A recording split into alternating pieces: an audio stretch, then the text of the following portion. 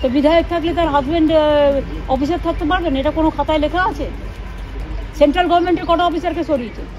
যারা, আমি election commission নিয়ে কোনো কথা বলবো না, আমি জাস্টিসের কথা বলবো।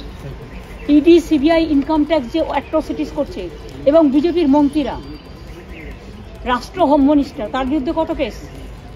কোন কেসটা নেই? কটা অ্যাকশন নিয়েছেন? সুতরাং আপনি ডাক্তার, আপনার স্ত্রী ভোটে দাঁড়াতে পারে না। আপনি একটা অফিসার, আপনার স্ত্রী ভোটে দাঁড়াতে পারে না। আপনার বউ প্রফেসর, তার স্বামী ভোটে দাঁড়াতে পারে না। এ আবার কি কথা?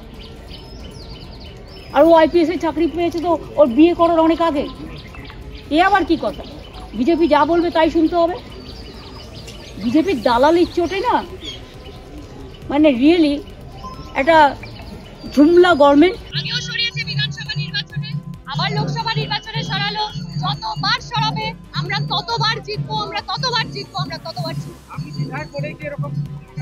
এটা তো বলার অপেক্ষা রাখে না, এগুলো বিজেপির অঙ্গুলি হেলনে হচ্ছে। আমাদের পশ্চিমবাংলায় একজন মির্জাফর আছে, তার অঙ্গুলি হেলনে হচ্ছে। তিনি নোট করে রেখেছেন, তিনি লিস্ট করে রেখেছেন কাকে কাকে সরাতে হবে আগে থেকে, ঠিক কাউকে বলে ফেলছে, কাউকে বলছে না। বাংলার মানুষ জবাব দেবে 4 তারিখ। যত সরাবে, যত চক্রান্ত করবে, যত তৃণমূল কংগ্রেস ঘাসফুলের দল যত কাটার চেষ্টা করবে, তত বাড়বে। আমরা মমতা বন্দ্যোপাধ্যায়ের সহিত একদম ইঞ্চিতে ইঞ্চিতে জবাব দিয়ে দেবো।